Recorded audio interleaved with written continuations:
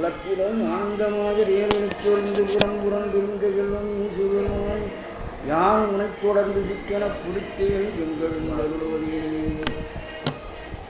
பாலென்பது மொழி பஞ்சன் பதுபதம் பாவியர்கண் செயலென்பதாகச் சிரிகின்ற நீ சிந்திலோம் திருக்கை வேலெந்திலை கொற்றமாதூரம் என்கிலை வெற்றி தண்டைக்காலெங்கிலை மனமே எங்கனை முக்தி காண்பதுவே நவையேறும் மொழிக்கற்றி அவையேற வைத்தருளும் மன்னர் சுமையேறும் செந்தமிழ் பன்னூல் விளக்கும் சீர் ஜெகன்மாரவில் அந்தள் தாழ் செல்லிக்கு அருள் ஞான சன்னிதானமாகிய வருந்தி சிற்பெருமான் திருவுருள் முன்னிலையில் தேவாசிரிய மண்டபத்தில் ஆண்டு முழுவதும் தொடர்ந்து சமூக சொற்பொழிவுகள் இடையராது நடத்தி வருகின்ற வெளியாளர்களுக்கும் அவர்களுக்கு துணையாக நிற்கின்ற புலவர்களுக்கும் என்பவர்களாகி உங்கள் அனைவருக்கும் என்னுடைய அன்பார்ந்த வணக்கம். மார்கழி மாதம் வருவதற்கு முன்னாலேயே நாம் தயாராக வேண்டும் என்பதனாலே இப்பொழுதே திருவம்பாவை படிக்கிறது என்ற ஒரு காரியத்தை தொடங்கி அதுவே ஆண்டவனை நினைக்கிறதுக்கு வைகறை காலம் சௌரியமாக இருக்குன்றதுனால உங்களுக்கு அந்த மார்கழி மாதத்திலே நாம்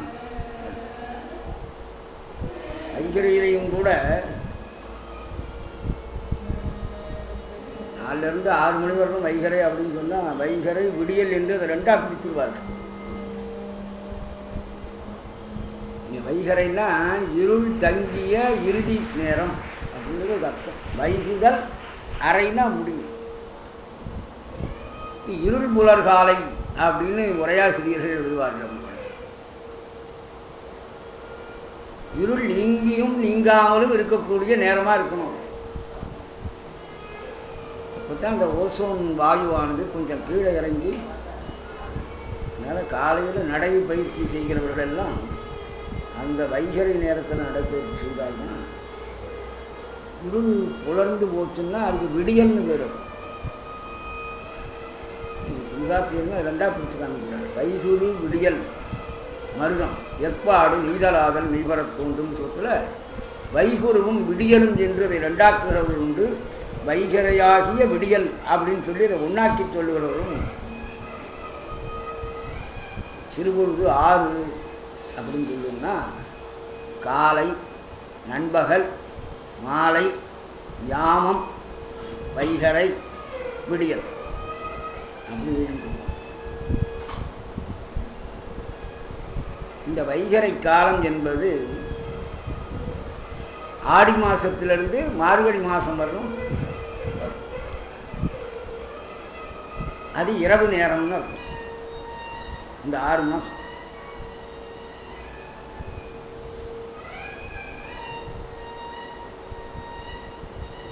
ஒரு மாசத்துக்கு 5 நாழிகை. அந்த கிரகங்களை கொடுக்கிற பொழுது ஒன்றுக்கு 5, 1 4.25, 1 4.5 அப்படி இருக்கும்.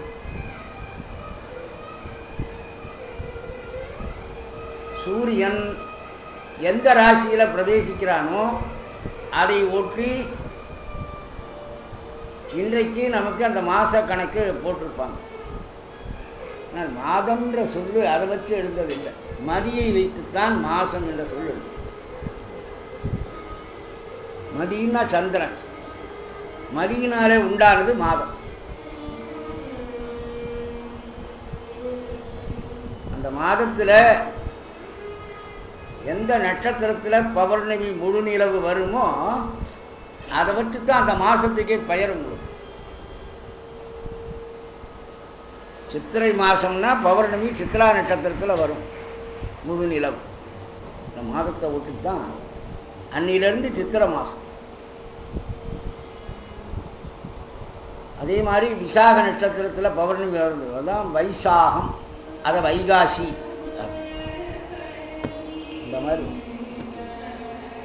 மார்கழியில் பார்த்தீங்கன்னா மிருகசீரிஷ நட்சத்திரத்தில் பௌர்ணமி வரும். அது மிருகசீரிடத்துலேயும் கொஞ்சம் இருக்கும், திருவாதிரைக்கும் வரும். அதனால தான் உங்களுக்கு மார்கழி மாதத்தில் திருவாதிரை ரொம்ப விசேஷமாயிடும்.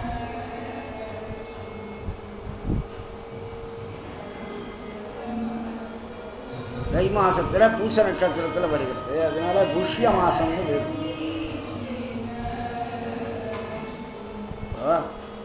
மார்கழி மாச பௌர்ணமியிலிருந்து ஆரம்பித்து தை மாச பௌர்ணமி வரதும் செய்யறது தான் அந்த பாவை நோன்பு. அதனால சங்ககால இலக்கியத்தில் சொல்லும் பொழுது அந்த தையில் நீராடிய தவங்கல படவாய்வு அப்படின்னு கேட்பான். தையில் காலையில் விடியற்காலம் எழுந்து நீராடி நோன்பு நோக்கிறார்கள். கன்னிப்பெண்கள் நல்ல நாயகர்களை பெற வேண்டும், நமக்கு நல்ல கணவரை பெற வேண்டும் என்பதற்காக நோக்கக்கூடிய ஒரு நோன்பு தான் இந்த பாவை நோன்பு. அது அவர்கள் சொல்லும்போது மார்கழி நோன்பு என்று சொல்லாமல் தையில் நீராடிய அப்படின்னு சொல்றார். அது ஏன் அவர்கள் தை என்று சொல்லுகிறார்கள்னா, மார்கழி மாதத்து பௌர்ணமியிலிருந்து தை மாசத்து பௌர்ணமி வரலும் மார்கழி மாதம்தான். சாந்திரமானத்தில் சந்திரனை அடிப்படையாக கொண்டு சொல்லுகிற பொழுது பௌர்ணமியில தான் அந்த மாதம் ஆரம்பிக்கும். நம்ம பஞ்சாங்கங்கள்லாம் சூரியனை அடிப்படையாக கொண்டு சௌரமானத்தாலே மாசத்தை வகுக்கிறோம். அதாவது சூரியன் மேஷராசியில் பிரவேசிக்கிற காலம்தான் சித்திரை. அந்த மேஷராசியிலிருந்து குறைஞ்சிக்கிட்டே வரும். ஒரு நாளைக்கு இவ்வளவுன்னு கொஞ்சம் கொஞ்சம் குறைஞ்சு கொண்டே வரும். அதை வச்சு தான் நமக்கு ஜாதகமே குறிக்கிறாங்க. அந்த குழந்தை பிறக்கிற நேரம் என்னன்னு பார்த்தா அன்னைக்கு அந்த மேஷராசி எவ்வளவு நாள் இருக்குது அன்றைக்கின்னு பார்த்து அதில் வச்சு மேஷம் ரிஷபம் மிதுனம்னு ஒரு நாளை கணக்கு பண்ணிகிட்டே வந்தால் குழந்தை பிறந்த நேரத்துக்கு எந்த ராசி வருமோ அந்த ராசியை லக்னமாக இது பண்ணுவாங்க. இதெல்லாம் சோதிட நூலில் செய்கிறது. அது சாந்திரமானத்தினாலே சந்திரனை அடிப்படையாக வைத்து பார்க்கிற பொழுது மார்கழி தை மாதம் ரெண்டையும் ஜாயிண்ட் ஆகும் இந்த பாவை நோன்பு. ஆண்டாளுடைய பாசுரத்தில் பார்க்கிற பொழுது மார்கழி திங்கள் மதி நிறைந்த நன்னாளால் நீராட போதுவீர் போதுவினோ அன்னைக்கு தான் ஆரம்பம். மார்கழி மாத பௌர்ணமியில் தான். இன்னொரு பெயர் அம்பா ஆடல். அம்பா ஆடலின் ஆய்குடி கன்னியர் என்று பரிபாடல்ல இந்த விஷயம் வருகிறது. அப்ப இது ரொம்ப பழைய காலத்திலேயே இருந்த நோன்பு. இதுவும் மாணிக்கவாசகர் காலத்துல ஆண்டாள் காலத்துல தான் இதை பற்றி சொன்னார்கள் என்பது இல்லை. ரொம்ப காலத்துக்கு முன்னாலேயே இருந்திருக்கிறது. நாட்டு பழக்கமாகவே அப்படியே இருந்திருக்கு. அம்பா ஆடல்னா அம்பா என்பது அம்பிகையை குறிக்கிறது. உமாதேவியை பார்வதி தேவியை குறிக்கக்கூடிய வார்த்தை தான் அம்பா. அந்த அம்பாவை மனதிலே நினைத்து நோன்பு செய்தல், அதுதான் அம்பா ஆடல். இது கன்னிப்பெண்கள் உமாதேவியை நினைத்து நோன்பு செய்தல். சில குடும்பங்களில் கல்யாணத்தில் கௌரி விரதமும் வைப்பாங்க. அது கணவனை அடைந்த ஒருபாடு கல்யாணத்தின் போது செய்கிறது கௌரி விரதம் தான். இந்த கணவனை பெறுவதற்கே கௌரி நோன்பு நோற்றல் என்பது தான் இப்போ நீங்கள் அம்பா ஆடல்னு சொல்கிறோம். உமாதேவியை நோக்கி செய்வோம். அதே கருத்தை பாருங்க, திருவம்பாவைக்கு கருத்து பொருள் எடுக்கிற போது சக்தியை வியந்தது அப்படின்னு. சக்தியை வைத்ததுன்னா இறைவனுடைய திருவுருளை பற்றி சொல்ல வேண்டும். திருவுருளின் அற்புதத்தை எடுத்து சொல்ல போகும். அதுதான் உங்களுக்கு திருவம்பாவை. இன்னொரு விசேஷம் என்னன்னா, பாகவதத்தில் ருக்குமணி இந்த நோன்பை நோற்றிருக்கிறார். சிறந்த நாயகனை பெற வேண்டும் என்பதற்காக அந்த நோன்புக்கு அவர் சொல்லும் பொழுது காத்யாயினி தேவியை பிரதிஷ்டை செய்து நோன்பு செய்தாள். காத்யாயினி தேவின்னா உமாதேவி, பராசக்தி தான். அதே பாகவதத்திலேயே ஆயர்பாடி பெண்கள் காத்யாயினி தேவியை, அதாவது உமாதேவியை மணலால லிங்கம் அமைத்து வழிபட்டார்கள். இது வைஷ்ணவ நூலாயிருந்தாலும் அவர்களும் உமாதேவியைத்தான் வழிபட்டிருக்கிறார்கள். அது பாகவதத்திலும் தெரிகிறது. அது பாகவதத்தை எல்லாரும் அதிகமாக அதை ஒத்துக்கிறது இல்லை. பிரச்சனையாக போயிடும் சொல்லி அதை எடுத்துக்கிறது இல்லை. அதனால்தான் உங்களுக்கு திருப்பாவைக்கு வியாக்கியானம் எழுதியவர்கள்லாம், வியாக்கியான சக்கரவர்த்திகள்லாம் வேற விதமாக அதை கொண்டு போனாங்க. பாகவதம் சொல்கிற மாதிரி அதை எழுதுற வேறு விதமாக அதை எழுதினாங்க. அந்த வகையில் ஒன்றுனா ரொம்ப அற்புதம் என்னன்னு சொன்னால், பாவையின் நாள் அது கண்ணில் இருக்கக்கூடிய கருமணி இருக்கு பாருங்க, நடுவில் ஒரு பிளைட் மாதிரி இருக்குங்க, அந்த இதை குறிக்கிறது தான் பாவையின். அதுதான் ஒரு சின்ன அளவுக்கு இருக்கும். அதைத்தான் கண் இது தானம் கொடுக்குற போது அதை எடுத்து வச்சுக்கிறாங்க. இன்னொருத்தர் கொட்டுறதுக்காக அதை வந்து இது பண்ணுறதுக்கு அந்த சின்ன பொட்டு மாதிரி இருக்கக்கூடிய அதுக்கு பேரு பாவை என்பதுதான் தமிழ்ல பேர். ரெண்டு கண்ணிலையும் இருக்கிற கருமணிகள் தனித்தனியா இருந்தாலும் ஒரு நேரத்தில் ஒன்றைத்தான் பார்க்கும். கண்ணிரண்டும் ஒன்றையே காணும். தமிழ்ல இருக்கிற சைவத்தில் திருவெம்பாவையும் வைஷ்ணவத்தில் திருப்பாவையும் புஸ்தகத்தில் ரெண்டா இருக்கலாமே தவிர பார்வையில் ரெண்டும் ஒன்று தான்.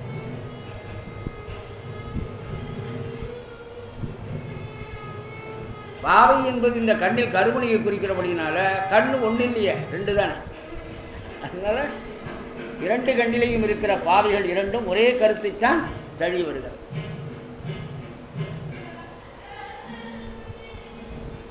இங்க வேறொரு வகையில கூட பார்க்கலாம். இந்த புத்தகங்கள்ல ஆண்டாளுடைய பாசுரத்தில் மார்கழி திங்கள் முதலிருந்த நாளார் முதல் எழுத்து மாதம் மாணிக்க வாசகர் பேர் கூடிய முதல் எழுத்து தான் அங்க இருக்குது. இதே திருவெம்பாவையில் பாருங்க, ஆதியும் அந்தமும் முதல் எழுத்து ஆவண்ணா, அது ஆண்டாளுடைய பேருக்கும் முதல் எழுத்து. ரெண்டு பேருக்கும் பரிவர்த்தனை இருக்கு இல்லையா? இது ஆண்டாளுடைய திருப்பாவையில் மார்கழி திங்கள் பதினெண்டு நன்னாளார் என்று முதல் பாட்டில் மார்கழி சொல்லியிருப்பார். மாணிக்க வாசகர் போற்றியாம் மார்கழி நீர் ஆடையலோர் எம்பாவாய் முடிக்கிற இடத்துல மார்கழியை சொல்றார்.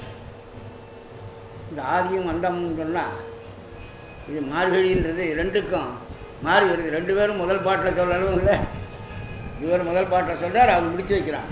அந்த மாதிரி ரெண்டும் வருது. இதெல்லாம் பார்த்தோம்னா நூல் முன்னால் இருந்திருக்கணும், இன்னொருத்தர் அதை பார்த்துட்டு அப்புறம் எழுதுன மாதிரி தெரிகிறது. யாரை முதல்ல கொண்டு வருது யாரை அப்புறம் வைக்கிறதுன்றத பற்றிய பிரச்சனை நமக்கு ஒன்றும் கிடையாது. இருக்கிற ரெண்டு நூல்களும் ரெண்டு விஷயங்களை சொல்கிறது. பொதுப்பயன் ஒன்றை சொல்லுகிறது, சிறப்பு பயன் ஒன்றை சொல்லுகிறது. இந்த நோன்பு பொதுப்பயன் என்ன? மழை பொழிய வேண்டும், நாடு செழிக்க வேண்டும். சிறப்பு பயன் என்ன? நல்ல நாயகரை பெற வேண்டும். கடவுள் நினைக்கிறவனா நாஸ்திக மனப்பான்மை இல்லாமல் பகவானையும் அடியார்களையும் நினைக்கக்கூடிய நல்லவன் தனக்கு கணவனாக வர வேண்டும். இது சிறப்பு பயன். இதை வெளிப்படையா சொன்னால் அது ஆண்டாளுக்கு அவதாரி எழுதுகிற போது திருவாய்மொழியில் வியாக்கியானத்தில் என்ன பண்ணாங்க, இந்த எங்களுக்கு நல்ல கணவனை பெற வேண்டும் என்பதற்காக நாங்கள் இந்த நோன்பை நோக்கிறோம்னு சொன்னால் அது எப்படி இந்த இளம் பெண்கள் போய் சொல்றது? பெற்றோர்களுக்கு சொல்லி நோன்பு நோக்கிறதுக்கு அங்கீகாரம் வாங்கணும் இல்லையா? இது எப்படி சொல்லிக்கிறது அப்படின்றதுக்காக அவர்கள் நாங்கள் நாடு செழிக்க மழை பொழிய வேண்டும், அதுக்காக கடவுளை பிரார்த்தித்து நோன்பு செய்ய போகிறோம் என்று வெளியில் சொல்லிவிட்டு உள்ள நாயகனை பெற வேண்டும் என்ற தங்களுடைய கோரிக்கையை மனசில் வைத்து கொண்டு இந்த நோன்பு நோக்கிறார்கள் என்று இந்த அவதாரிகையில் அவர் எழுதினார் வியாக்கியானத்தை. ஏன்னா அந்த மாதிரி விஷயங்களை வெளியில் போய் சொல்ல முடியுமா? அதுக்குள்ளே உங்களுக்கு என்ன அவசரம், நாங்கள் பார்த்து பண்ணி வைக்க மாட்டோமா அப்படின்னு கேட்டுவாங்க பெரியவங்க. அதனால் வெளியில் அதை சொல்லிக்காம நாடு செழிக்க வேண்டும், மழை பொழிய வேண்டும், அதுக்காக கடவுளை வேண்டும்.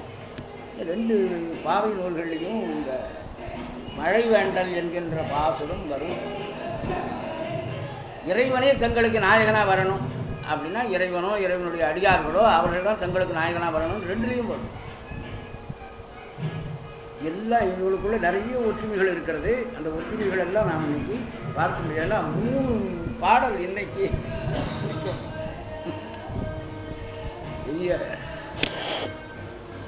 இதை வந்து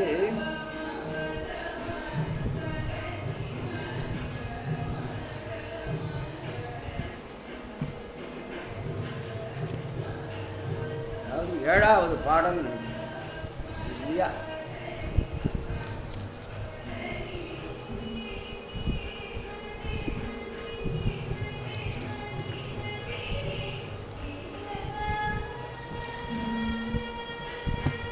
மலையிருளுக்கு உறங்காமல் மண்ணு பரிபாக அருள் ஜலம் முழுக வருகை எனச் செப்பல் திருவெம்பாவை என்று திருவாசகத்தில் ஒவ்வொரு பகுதிக்கும் அதனுடைய கருத்து என்ன என்பதை சொல்லுகின்ற திருவாசக உண்மை என்ற ஒரு நூல் இருக்கிறது.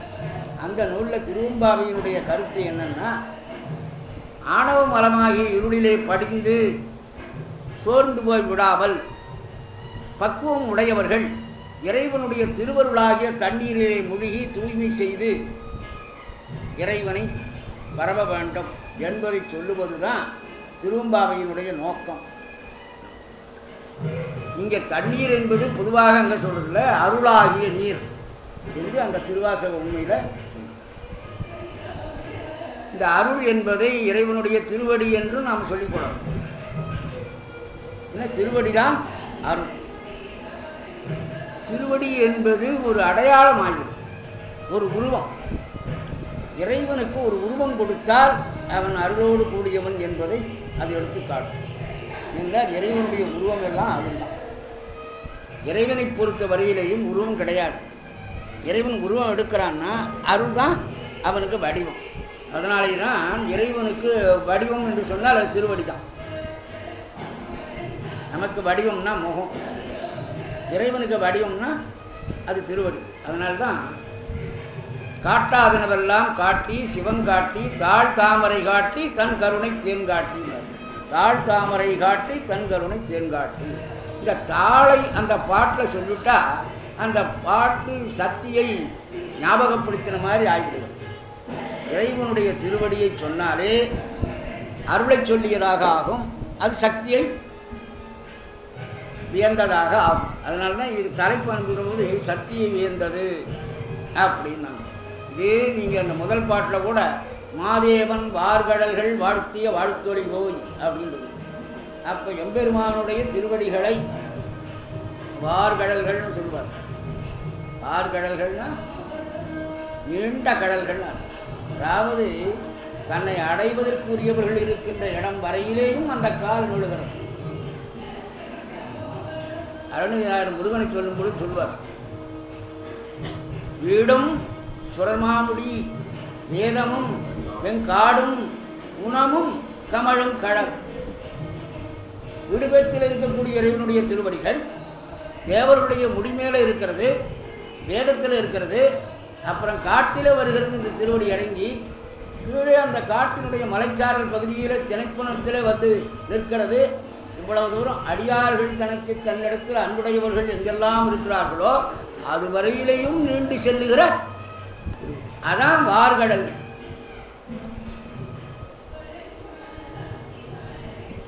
முதல் பாட்டிலேயே உங்களுக்கு இவங்க அவங்கள போய் எழுப்புறதுக்கு போறவங்க வாழ்த்துக்கிறாரு, சத்தம் போட்டு கூப்பிடுறாங்க. ஆனால் வார்கடல்கள் நெடிலை போட்டு எனக்கு வச்சுப்பார். மாதேவன் எல்லாம் நெடில் உங்களுக்கு. ஆதியும் ஒன்றையும் நெடில் ஆரம்பிச்சா தான் எல்லா வரியிலையும் முதல்ல நெடில் வரும். அதாவது ஊச்சல் போட்டு இருக்கிறான் இறைவன், இவர்களை அழைக்கிறதுக்காக அவன் அங்கிருந்து இறங்கி வருகிறான் என்பதை ஞாபகப்படுத்துறதுக்காக அந்த மாதிரி சொல்றாங்க. அது அந்த பாட்டில் நீங்க பார்க்கலாம். திருவெம்பாவையில 1 to 8 வரை உள்ள பாடல்கள் பெண்கள் ஒருத்தரை ஒருத்தர் எழுப்புற மாதிரி வரும்.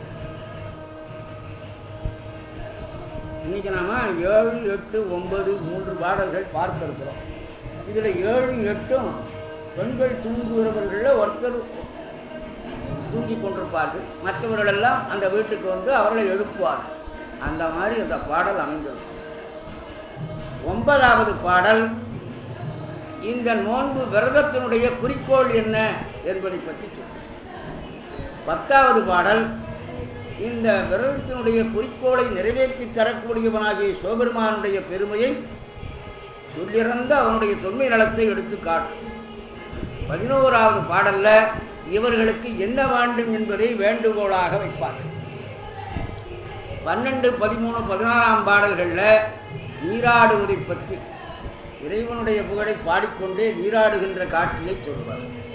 15வது பாடல் நீராடுகின்ற ஒரு பெண்ணினுடைய பக்தி பரவசத்தை எடுத்து காட்டுகிறார்.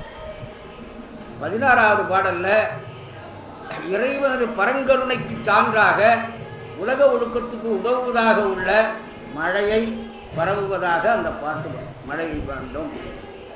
17, 18ஆம் பாடல்கள் இறைவன் அடியார்க்கு எளியவனாய் ஆளுகின்ற கருணைக்கரத்தை எடுத்து சொல்லியது.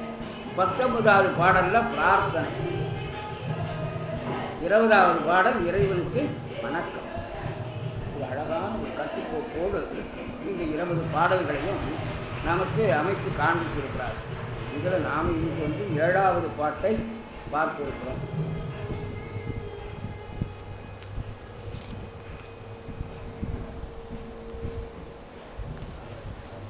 ஒவ்வொரு பாட்டிலையும் ஒவ்வொரு விதமாக கூப்பிடுவார். ஒரு பெண்ணு முத்தன்ன வண்ணகையாகுவார், வாட்டு தடங்கண் மாறி. இந்த பாட்டில் பாருங்க, அண்ணி பண்ண கூப்பிடுற வார்த்தை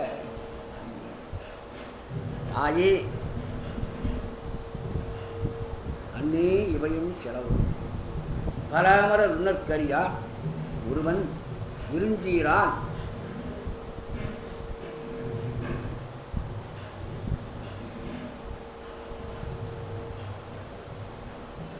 பராமர உணர்கரியான் ஒருவன் விருந்தீரான். சின்னங்கள் கேட்க சிவனென்றே வாய் திறப்பாய். என்ன என்ன ஈசேர் வெகுப்பாய்.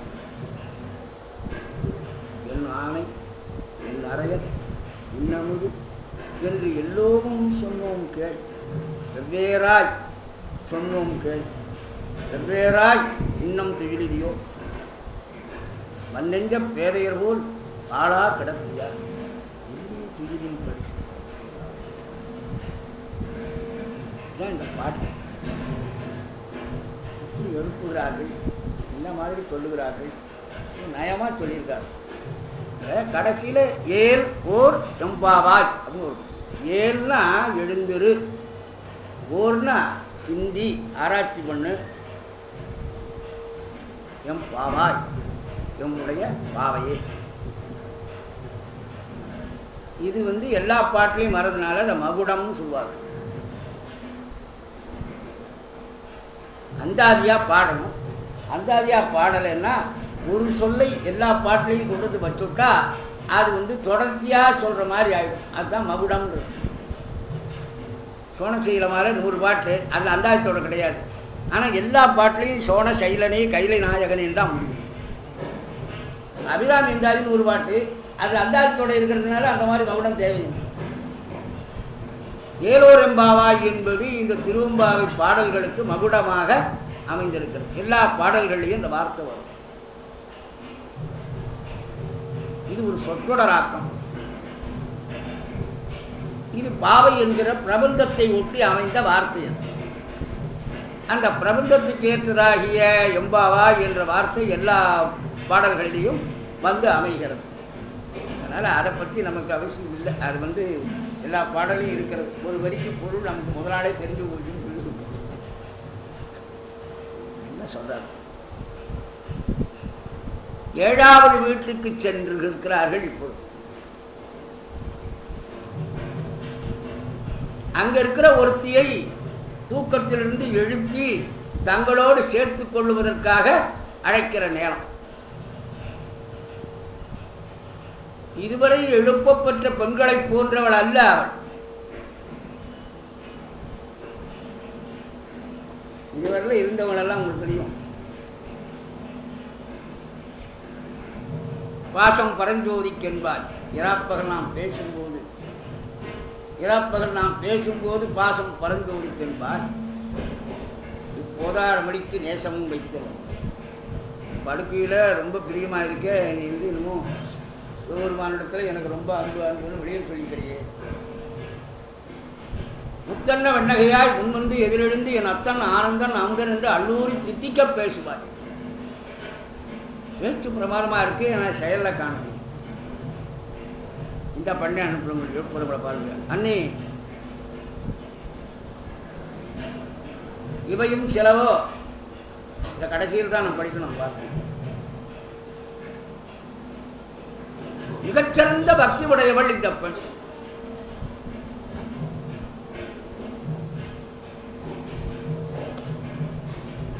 இந்த பெண்கள் கூட்டத்திலே இவளுடைய பக்தியை முன்னாலே பலமுறை பார்த்து ரசித்திருக்கிறார்கள் இங்கே அழைக்க வந்தவர்கள் எல்லாம்.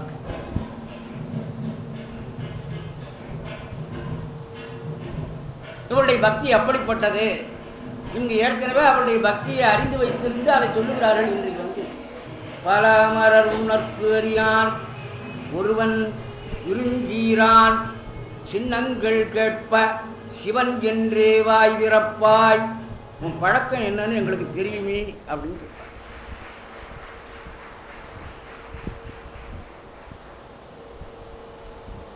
பல அமரர்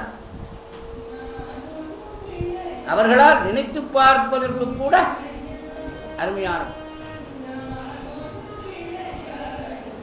சிந்திப்ப சிந்திப்பவர்க்கு சிறந்து சென்றே முந்தி கொள்வன ஐயாரன் அடித்தலையும் சொல்லுகிறார். தேவர்களாலும் நினைத்திற்கு அருமை உடையவன்.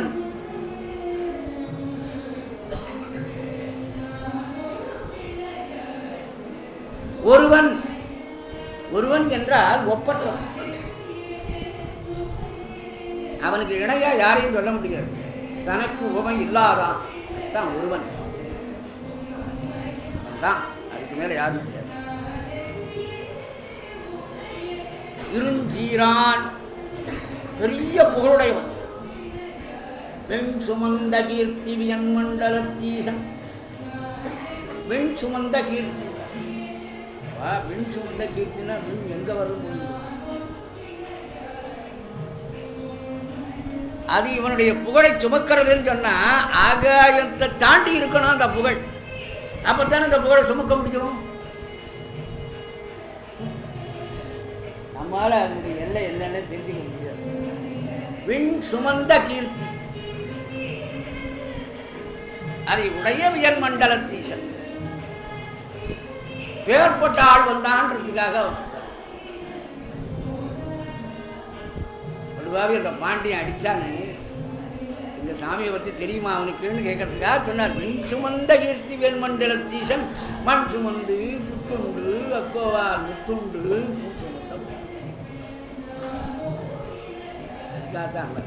இங்க யாருங்க? இருஞ்சீரா பெரிய புகழுடையவன். அந்த புகழுடைய எல்லை பரிமாணம் எவ்வளவுன்னு நம்மளால கண்டுபிடிக்க முடியாது. இப்படி சின்னங்கள் சொல்லுகின்றன அவனை பற்றி. தேவர்கள் தேவன் வந்தான், செங்கன்மால் விடையோன் வந்தான், மூவர்கள் முதல்வன் வந்தான். திருச்சென்னம் ஊதற போது அந்த திருச்சென்னம் என்ன சொல்லுகிறதுமா, பல அமரர் உணர்க்கரியான் வருகின்றான், ஒருவன் வருகின்றான், இருங்கீரான் வருகின்றான். அந்த சின்னங்கள் தோளுடைய செவியன் வருகிறான், விடையேறி வருகிறான், தோன் மதிசூடு வருகிறான். ஜனங்கள் அரைகுவி அழைக்கிறதான முதல் பாட்டு. அதனாலதான் நடப்பாடையில் பாடுறாரு. நாட்டில் ஆகிறதுக்கே உங்களுக்கு வந்து கல்யாணத்தில் தாலி கட்டுற போது பாடுற பாட்டு, சுவாமி கோபுர வாசலுக்கு வரும்போது பாடுற பாட்டு. கோபுரத்தில் வந்து விட்டார் சுவாமி, வந்து விட்டார் சாமின்னு எல்லாரையும் அரைகுவி அழைக்கிறது. நான் கல்யாணம் பண்ணிக்கிட்டேன்னு சொல்ற நேரத்தில் பாடுற பாட்டு. அந்த ராகத்துக்கு தான் நடப்பாடையை கொண்டு தான் அதில் பாடுறாரு. சுவாமி வந்து விட்டார், அவர் தோளுடைய செய்யன் வருகிறார், விடையேறி வருகிறார், துவன் மதிசூடி வருகிறார். மதிசூடினா எச்சம் இல்லை, மதிசூடியவராகி அவர் பெயர் இலக்கணம்லாம் நம்ம வச்சு மதிசூடி கொண்டு வருகிறார்னு எச்சமாக கொண்டு அண்ணன் கொண்டு சேர்க்கிறார். மதிசூடி வருகிறார். காடுடைய சுடலை பொடி பூசியவராகி அவர் குடலை பொடி பூசி வருகிறார். என் உள்ளங்கவர் கல்வன் என்று இறைவனை அழைக்கிற பாடல். இறைவனுடைய வருகையை தெரிவிக்கிற மாதிரி இப்படிதான் அந்த சின்னங்களை ஊதுவார்கள். சுவாமி புறப்பாடாரத்துக்கு முந்தி 2 சின்னம் வச்சிருப்பாங்க, அது ஊதுறாங்க. அது ஒரே சத்தமா போட்டுமே தவிர அது என்ன சொல்லுகிறதுனாலும், இந்த மாதிரி பல அமரர் உணர்க்கரியான் ஒருவன் இருஞ்சீரான் அவனுடைய சின்னங்கள் கேட்ப.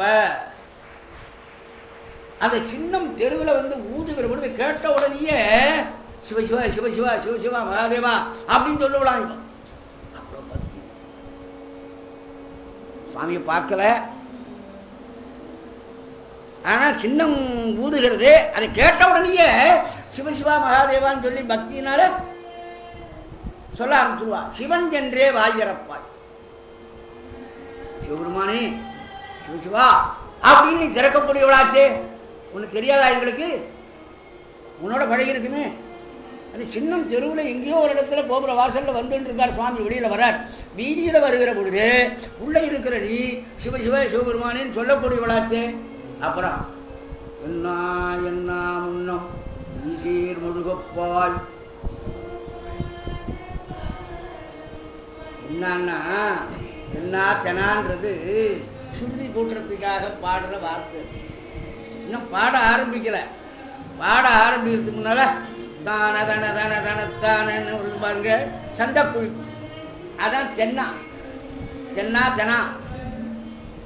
இப்பதான் பாட ஆரம்பிக்கிறதுக்காக இசை கூட்டுகிறார்கள். அந்த இசை கூட்டுகிற நேரத்திலேயே இன்னும் பாட ஆரம்பிக்கல. ஏதோ பெருமானை பற்றி ஏதாவது 4 வார்த்தை சொல்லுகிறார்கள் என்று சொன்னாலும் கூட அதை கேட்டுட்டா அப்படின்னு சொல்லலாம்.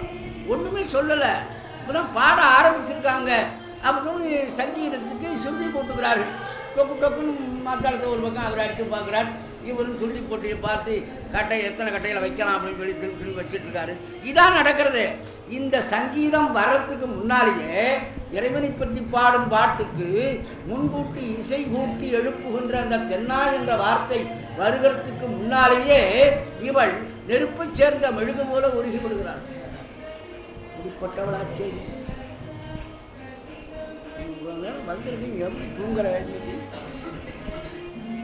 எப்படி இந்த தூக்கம் வந்து புரியலையே? சின்ன எல்லாம் ஒண்ணும் ஈசேர் மெழுகப்பாய். இன்னொரு வார்த்தையாவது சொல்லலாம். தென்னா பாண்டிய நாட்டைக்கு முருகமணி, தென்னா தென்னாடுடைய சிவனி, என்னாமுன்னம் என்று சொல்லுவதற்கு முன்னாலே தீசேர் முருகப்பாய். உண்மையான பொருள் அதுக்கு தென்னா தெனா என்கின்ற இசைக்குறிப்பை உண்டாக்குவதற்கு முன்னாலேயே, இன்னும் இறைவனை பற்றி பாடக்கூட தொடங்காததுக்கு முன்னாலேயே நீ நெருப்பை சேர்ந்த மெழுகு போல உருகி விடுவாய். நாங்க எல்லாரும் உன் வீட்டு வாசல்ல வந்து என் ஆணை நிறைய நமது என்று எல்லோரும் சொன்னோங்க. இத்தனை பேர் சேர்ந்து கத்துறமே என் ஆணை. ஆணைன்னா தந்தையின் அர்த்தம். இறைவன் தந்தையின் தாயுமாக இருக்கிறவனாகினாலே என் ஆணை, எனக்கு தந்தையாக இருக்கிறவன். குமரகுரு சொல்லும் பொழுது வேற ஒரு அழகா சொன்னார். தமிழ்ல தான் சிவபெருமான சொல்ல முடியும். வேற எந்த மொழியிலையும் சிவபெருமான சொல்றதுக்கு பொருத்தமான வார்த்தை கிடையாது. 2 வார்த்தைகளை அவர் எடுத்து நயம் பண்ணினார். எந்தாய் என்று ஒரு வார்த்தை இருக்கு. இந்த வார்த்தையை சொன்னால் எம் தாய் என்றும் சொல்லலாம். என்ன பாதி அவர் அம்மா, பாதி அப்பா. அம்மையப்பர் இல்லையா? இடது பாகம் அம்மா, வலது பாகம் சிவபெருமான். அப்ப எம் தாய், எந்தாய் அந்த வார்த்தை. அதுவே எந்தை என்பதுதான் வெளியே இருக்கிற பொழுது எந்தாய் அப்படின்னு வெளியே. எந்தைன்னா என் தந்தைன்னு அர்த்தம். எந்தை என்பது தூரத்தில் இருக்கிறவரை கூப்பிடுற பொழுது எந்தாய், எம் தந்தையே அப்படின்னு அழைக்கிற மாதிரி வரும். தந்தையாகவும் தாயுமாகவும் இருக்கிறவனை, இப்படி இருக்கிற ஒரு கடவுளை சொல்லுவதற்கு தமிழை தவிர வேற மொழியில வார்த்தை.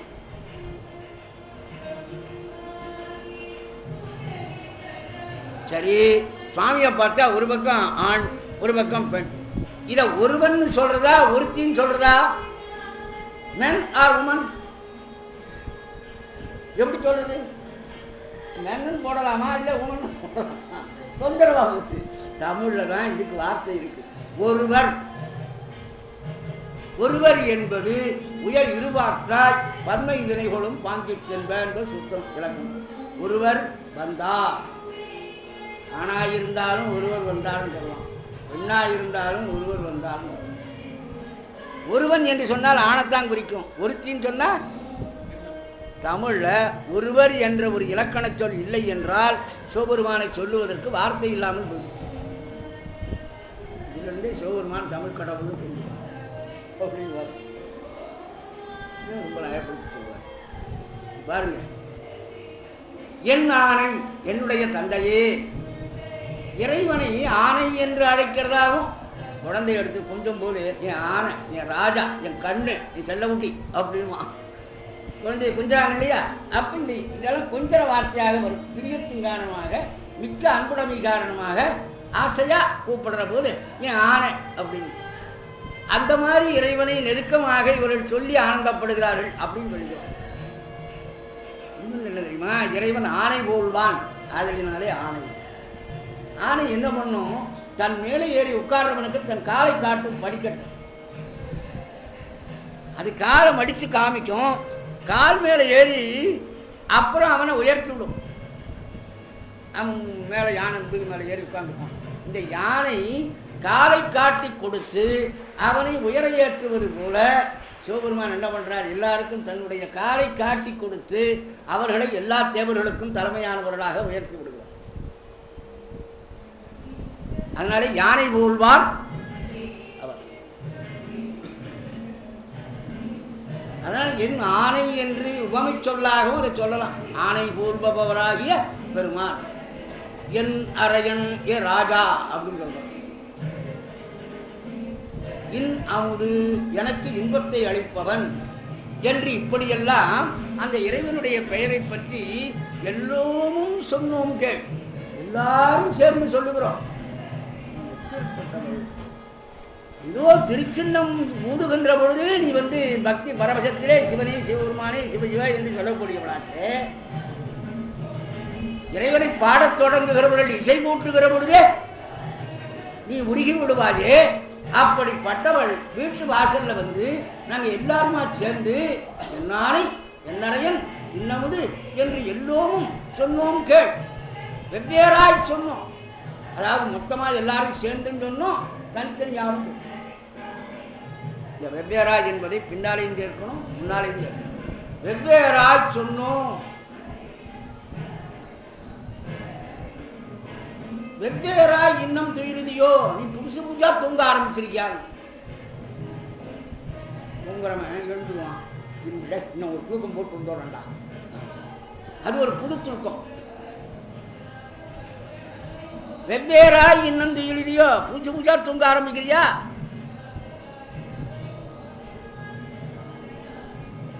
தூக்கம் தூங்குவேன், உன்னுடைய இயல்புக்கு இது மாறா இருக்கிறதே என்று அந்த பெண்ணை பார்த்து கேட்கிற மாதிரி வெவ்வேறாய்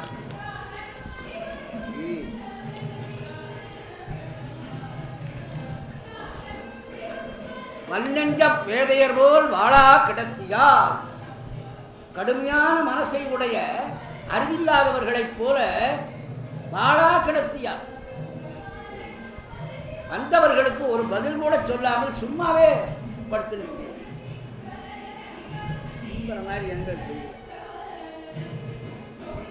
இவ்வளவு சொல்லிவிட்டவர்களுக்கு கொஞ்சம் மனதுல வருத்தம்.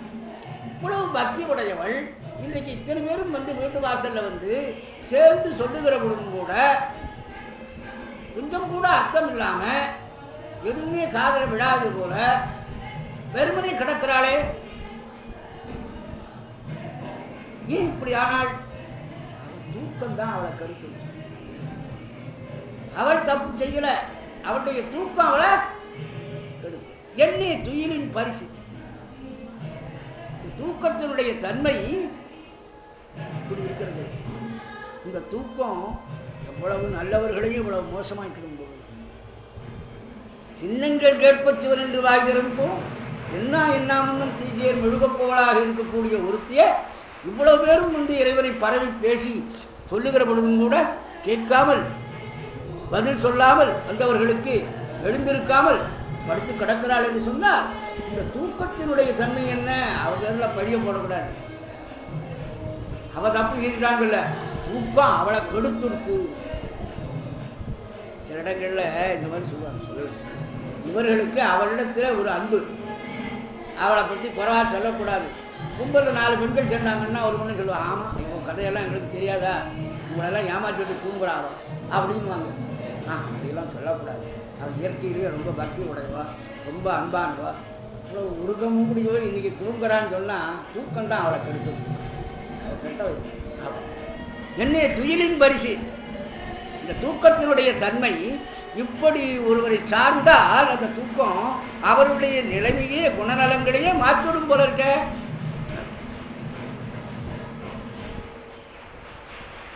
அப்போ என்ன ஆச்சு? அப்புறம் சொல்கிறாங்க, ரொம்ப கஷ்டப்படுறாங்க. 2 முரண்பட்ட குணங்கள் இவளிடத்தில் உள்ளன.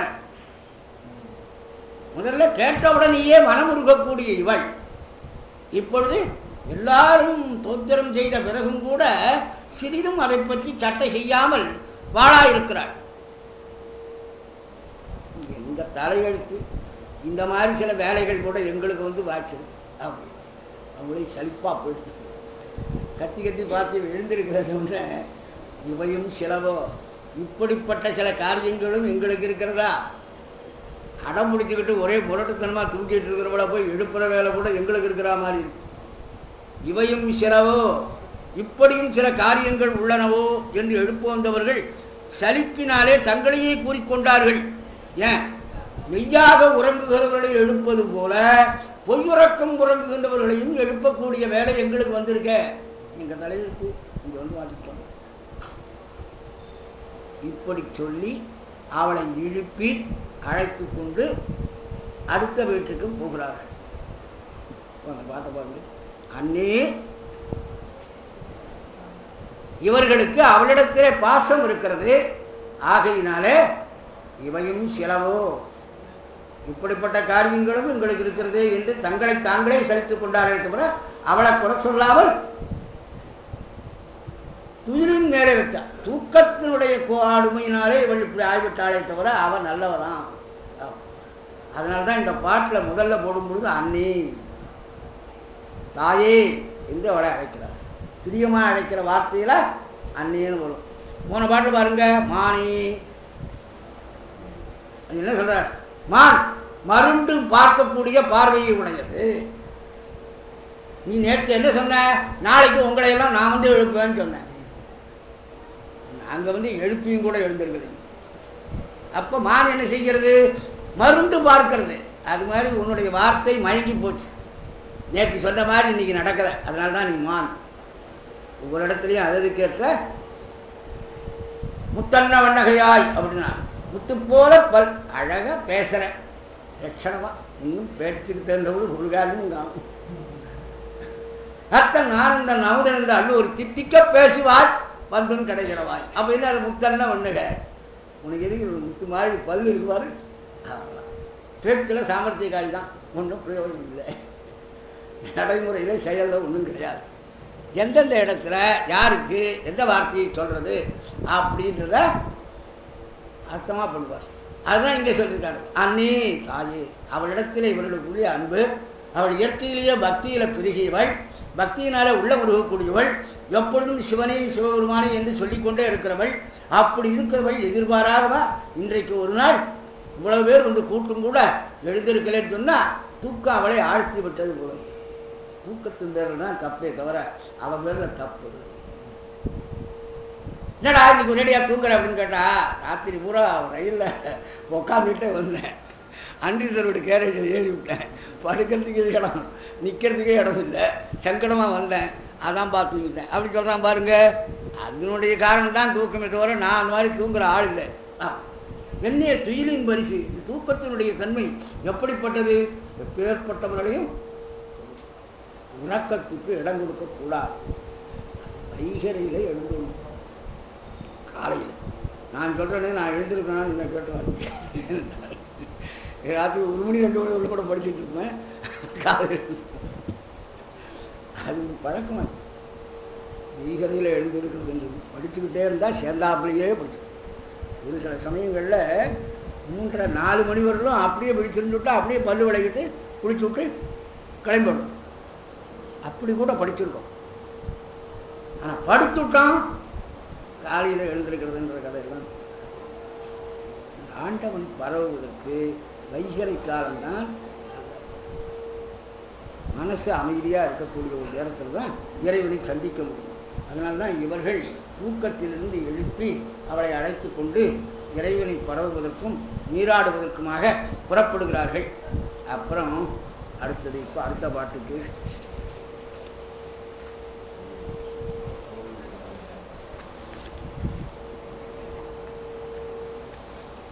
அடுத்த பாட்டினுடைய தலைவிக்கு நான் வச்சிருக்கிற பேர் என்னன்னா உறக்க நாளை அப்படின்னு ஒரு பட்டம்.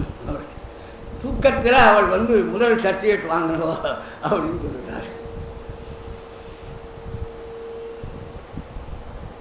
கோழி சிலம்பச் சிலம்பும் குருகெங்கும் பாட்டுக்கா கேட்டா படிங்க. கோழி சிலம்ப சிலம்பும் குருகெங்கும் ஏழில் இயம்பும் வெண்சங்கெங்கும் கேழில் பரஞ்சோதி கேழில் பரங்கருணை கேழில் விழுப்பொருள்கள் பாடினோ கேட்டிலையோ ஆழி நீதந்த முழக்கமோ ஆய்திரவாள் ஆழியான் அன்புடைமை ஆமாறும் இவ்வாறோ ஊழிந்ததனாய் நின்ற ஒருவனை ஏழை பங்காரனையே பாடேனோ என்பாய். கோழி சிலம்ப ஒரு சத்தம். வைகரை அந்த சாமக்கோழி கூடினால் பொழுது விடியாது. பெரிய அளவுக்கு இலக்கணக்காரர்கள் இதை வச்சுக்கிட்டு கோழி கூவி பொழுது விடிந்தது. பொழுது விடியறதுக்கு கோழி கூறுறதா காரணம்? காரணக்காரிய பொருளில் வரல. இந்த எச்சங்களை விளக்கிற போது அப்படி சொல்லுவாங்க. கோழி கூவி பொழுது விடிந்ததுன்னு சொன்னால் அது கோழி கூவி பொழுது விடிந்ததுன்னு சொன்னாலும் கோழி கூவ பொழுது விடிந்ததுன்னு சொன்னாலும் அந்த கூவைங்கிற எச்சம் காரணக்காரிய பொருளில் வந்ததில்லை. அது ஒரு சமயம் ஒரு பக்கத்தில் நிகழ்கிறது, இது ஒரு சமயம் ஒரு பக்கத்தில் நிகழ்கிறது, அவ்வளவுதானே தவிர அதுக்கு இது காரணம், இது அதனுடைய காரியம் அப்படி பிரித்து பார்க்க முடியாது. கோழி சிலம்ப கோழி கொக்குற கோடுறது உடனே இந்த வெள்ளாங்குருகெல்லாம் மொத்தமாக சத்தம் போட ஆரம்பிச்சு. கொட்டாக்குருவின்னு சொல்லுவாங்க கிராமங்களில். அந்த குருவிகள் கூட்டமாக இருக்கும். அது வந்து இந்த கோழி சத்தம் போட்ட உடனே மொத்தமாக சேர்ந்து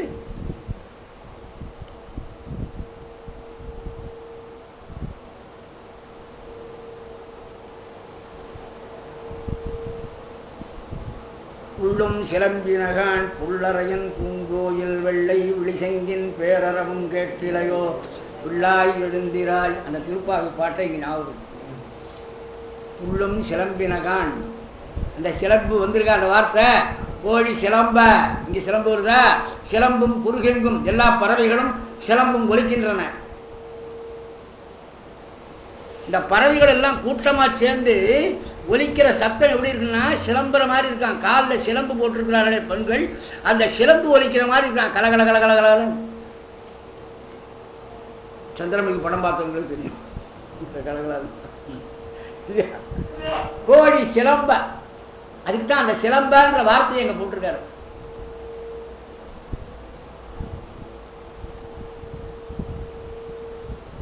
அது பொருள் இல்லாமல் வருகின்ற சப்தம். இந்த பறவைகள் எல்லாம் சேர்ந்து கீச்சு மூச்சுன்னு கத்தல் இருக்கு பாருங்க, அது சப்தம் தான் இருக்குமே தவிர அதுக்கு ஒன்றும் அர்த்தம். அதனால்தான் சிலம்ப என்ற வார்த்தையை பயன்படுத்துகிறார். பெரும்பாலோர் என்ன பண்றாங்க, இதெல்லாம் தோற்ற நூல்கள் என்று நினைச்சுடுறாங்க. நல்ல இலக்கியங்கள், இலக்கியங்களுக்கு சொல் தேர்வு ரொம்ப அவசியம். எந்த இடத்துல எந்த சொல்ல போடணும். பல பறவைகள் சேர்ந்து ஒன்றாக கத்துற பொழுது காலில் சிலம்பு போட்டுருந்தா சிலம்பு ஒலிக்கிற மாதிரி இருக்கணும். அதனால தான் சிலம்பானா ஒலித்தல் என்ற வார்த்தை, முழக்கிறட்டு ஒலிகள் சும்மை அழுங்கல் அப்படின்னு நிறைய வார்த்தை இருக்கு. ஒலி என்கின்ற வார்த்தையை குறிப்பதற்குரிய சொற்கள் தமிழ்ல. அதுல இந்த இடத்துல சிலம்ப, சிலம்பியது, அதாவது ஒலித்ததுன்னு தான் அர்த்தம் அதுக்கு. ஆனா அது சிலம்பன்னு சொன்னோம்னா காலில் அணிகின்ற சிலம்பின் ஒலியை ஞாபகப்படுத்துறது. அந்த ஒலி அப்படி சப்தம் தான் கலகலன்னு வருமே தவிர மற்றபடி என்னன்னு அதனுடைய பொருள் ஒன்றும் தெரியாது. அப்படி இருக்கு. கோழி சிலம்பச் சிலம்பும் குருகெங்கும் உள்ளும் சிலம்பினகான், பறவைகள் எல்லாம் சிலம்பிட்டுங்கிறான் ஆண்டாள். இது கோழி ஒலிப்பதும் மற்ற பறவைகள் ஒலிப்பதும் இயற்கையாக நிகழும் நிகழ்ச்சி. இது செயற்கை இல்லை. யாரும் கோழியை பாடுன்னு சொல்றான், சொல்லியாக குண்டம் கத்த விட்டான். அது இயற்கையாக அதனுடைய பழக்கம் என்ன, அந்த வைகறை காலத்தில் அது மற்ற பறவைகள் எல்லாம் சேர்ந்து கத்தும். இதெல்லாம் இயல்பாக இயற்கையாக நடக்கிற விஷயம். இந்த இயற்கை ஒலி ஒரு பக்கம் வந்து கொண்டிருக்கிறது. அடுத்தபடி அந்த நேரத்தில் போய் இவர்கள் அவளை எழுப்புகிறார்கள். இந்த உதய காலத்தின் முன்னறிவிப்பு தான் கோழி சத்தம். வைகரை காலம் வந்து விட்டது, வெடிஞ்சு போச்சு, எழுந்திரு அப்படின்னு.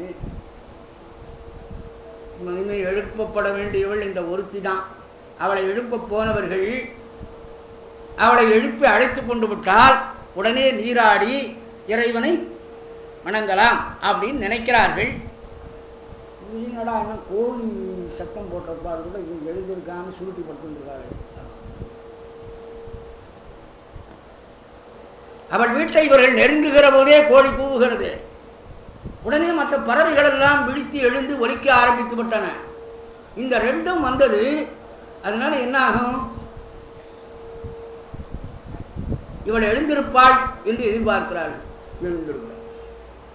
நாம போய் கதவை தட்டி அவளை எழுப்புறதுக்கு முதல்ல, தூக்கத்திலிருந்து எழுப்புறதுக்கு முதல்ல இந்த கோழியும் பறவைகளும் ஒலிக்கின்ற ஒலி கேட்டு வெடிஞ்சு போச்சு எழுந்திருப்பாள் இல்லையா? ஏன்னா முதல் ராத்திரியே அவங்க பேசிட்டு இருப்பாங்கல்ல, நாளைக்கு காலையில் விடிய காலம் வந்து எழுப்பிடணும், நீங்கள் எல்லாம் வந்துடுங்க, எல்லாருமா போவோம் அப்படின்னு சொல்லித்தான் இருப்பாங்க. அப்போ இவளுக்கு தெரிஞ்சிருக்கணுமே, எழுப்புவதற்கு வருவார்கள், இதெல்லாம் இங்கே தயாராக இருக்கணுமே. இந்த கோழி சிலம்பி குருகுகள் எல்லாம் ஒலித்து, பறவைகள் எல்லாம் ஒலித்துனா, குருகுன்னா பறவைன்னு அர்த்தம். பறவைகள் எல்லாம் ஒலித்த பிற்பாடு கூட இவள் என்னடா இன்னும் எழுந்திருக்கலையே, இது ஒரு பக்கம் போகலாம், இது இயற்கை நிகழ்ச்சி. இதே நேரத்தில் ஏழில் எம்ப எம்பும் பெண் சங்கெங்கும், இயற்கை தன்பங்கை நிறைவேற்றுகிற காலத்திலே செயற்கை சும்மா இருக்குமா? திருக்கோவில்களிலே அதிகாலையில பூஜைக்கு ஆயத்தம் செய்கிறார்கள். அப்பொழுது சங்குகளை எடுத்து முழக்குகிறார்கள், சங்கு ஊதுகிறார்கள். சங்கு சத்தம் அது செயற்கை. இவரடா காலையில பூஜை ஆரம்பிக்கிறது, அந்த சங்கை முழக்குகிறார்கள். அப்ப ஏழில் எம்ப, ஏழில் நாதஸ்வரம். ஏழில் என்பது நாதஸ்வரத்துக்கு தமிழ்ல இருக்கிற பெயர். ஏழ் என்பது சரிகம பதனி என்கின்ற 7 சுரஸ்தானங்கள். சரிகம பதனின்னு தமிழ்ல குரல், துத்தம், கைக்கிளை, உழை, இழி, விளரி, தாரம், அதான் 7 சுரஸ்தானங்கள் தமிழ். அதை வச்சுதான் அப்புறம் சரிகம பதனி தமிழ்லாம் உண்டி. அதே கைக்கிளை, உழை, இழி, விளரி, தாரம்னு இந்த மாதிரி சொல்லுவாங்க. குரல், துத்தம், கைக்கிளை, உழை, இழி, விளரி, தாரம், இதுதான் 7 சுரங்கள். இந்த 7 சுரங்கள் இருந்தால்தான் பண் என்று பெயர். பண், பண்ணியல், திறம், திறத்திறம் என்றெல்லாம் பண்புகள். 7 சுரத்தில் பாடுறது, 6 சுரத்தில் பாடுறது, 5 சுரத்தில் பாடுறது, 4 சுரத்தில் பாடுறது, ஒவ்வொன்றுக்கும் ஒரு பெயர். 7 இல்லைன்னா 7 வகையான சுரஸ்தானங்களுக்கு இல் இருப்பிடமாக இருக்கிறது நாதஸ்வரம். நாதஸ்வரம்னு அது வச்சிருக்க இல்லையா? அப்போ இந்த சுரம் 7, சுரம் 7 தானே, 7க்கும் இல்லது வீடு, சுரங்கள் அங்கதான் தங்கி இருக்கிறது. அதான் 7. 7 எம்ப காலையில் மேளம் நாதம் வாசிப்பாங்க. வெளிய காலம் விஸ்வரூப பூஜை, கோ பூஜையெல்லாம் நடக்கும். அந்த நேரம் தான் கதவை திறப்பாங்க ஸ்கூலில். அந்த நேரத்தில் சங்கு முழக்குவாங்க நாதஸ்வரத்தை. இந்த சப்தம் வந்திருக்கிறது. அப்போ கூட எழுந்திருக்கலையே, உன் காதுக்குள்ளே வச்சு குடலை வச்சா ஊத முடியும். கேட்குறான் பாருங்க. 7 எம்ப எம்பும் பெண் சங்கெங்கும், இந்த இடத்துல ஒலிக்கான்னு சொல்லல. இயம்ப, இயம்பான்னா ஏதோ ஒன்று சொல்லுகிறது தான். இயம்புதல்னா சொல்லுதல்னு அர்த்தம். என்ன சொல்லுகிறது? கோயிலில் பூஜை ஆரம்பம் ஆயிடுச்சு வாங்க அப்படின்னு கூப்பிடுறது. நாதஸ்வர ஒலியும் சங்குலியும் என்ன சொல்லுகிறதுன்னா, இப்போ கோயிலில் பூஜை நடக்கிறது வாங்க அப்படின்னு மற்றவர்களை எழுப்பி அழைக்கிறதுக்காகத்தான். அதனால தான் இயம்பன்னார். அங்கே சிலம்பான்னு சொன்னவர் இங்கே இயம்பான்னு மாற்றிட்டார் பாருங்க. திருவாசகம் ஒரு இலக்கியம். பஜனை பாட்டுன்னு நினைச்சுக்கிட்டு ஏதோ பண்டாரங்கள் பாடிக்கிட்டு கிடக்கட்டும் அங்கே என்ன அப்படின்னா, இளைஞர்கள் படிக்க வேண்டிய நூல் திருவாசகங்கள். அற்புதமான அந்த இலக்கிய சிறப்பை யாரும் எடுத்து சொல்றதில்லை. எல்லாம் பக்தின்னு சொல்லி ஒரே மோசமாகவும் சொல்லி விடுறாங்க இல்லையா? அதில் இருக்கிற இலக்கியத்தினுடைய சிறப்பு. இப்படி வார்த்தைகளை வழங்கியிருக்கிறார் தமிழில். எந்த இடத்துல எந்த வார்த்தையை போடணும். இப்போ இயம்பான்னு சொன்னதுனால இது வெறும் சப்தம் இல்லை, இது ஒரு விஷயத்தை உலகத்துக்கு தெரிவிக்கிறது. கோயிலில் பூஜைக்கு ஆயத்தமாகிவிட்டது, சுவாமி காட்சி அளிக்க தொடங்கி இருக்கிறார், எல்லாரும் வாங்க அப்படின்னு கூப்பிடுறதுக்காகத்தான் மேள வாத்தியத்தை ஒலிக்கிறார். அதான் ஏழில் எம்ப எம்பும் வெண்சங்கு எங்கும். வெண்சங்கு எல்லா இடங்களிலேயும் ஒலிக்கும். இன்னும் நிறைய கோயில்கள், நம்ம கோயிலுக்கு பஞ்சமே இருக்காது. அதனால அந்த கோயில்களிலெல்லாம் விடியற் காலம் பூஜை ஆரம்பிக்கிறது போது இதெல்லாம் சங்கு ஊத ஆரம்பிச்சுருவாங்க. இவ்வளவு நடந்து போய் இயற்கை ஒரு பக்கம் விடிஞ்சு விட்டது என்பதை தெரிவிக்கிறது, செயற்கை ஒரு பக்கம் விடிந்தது, திருக்கோயில்களில் பூஜை தொடங்க போகிறது என்பதை தெரிவிக்கிறது. இவ்வளவு நடந்தும் கூட இவ்வளவு எழுந்திருக்கலையே. இவ்வளவு உறக்க நாயகின்னு சொல்லலாம் இல்லையா? தூக்கத்தில் முதல் சான்றிதழ் இவளுக்கு தான். இது தவிர அழைக்க வந்த இவர்கள் அவ விட்டு வாசல்ல போய் இருந்து கொண்டு கேடில் பரஞ்சோதி கேடில் பரங்கருணை கேடில் விடுப்பொருள்கள் பாடினோம் கேட்கிலையோ. கேடில் பரஞ்சோதி தனக்கு சமானமில்லாத மேலான ஜோதி வடிவாக இருக்கக்கூடியவன். அவனுக்கு ஒப்பான ஒரு ஜோதியை காட்டவே முடியாது. சிற்பர வியோமமாகும் திருச்சிற்றம்பலம். ஞான வெளியாக இருக்கிறவன், பேரொளி படம்பாக இருக்கிறவன் தானே. ஓங்காரத்து உள்ளொளிக்கு உள்ளே முருகன் உருவங்கள்.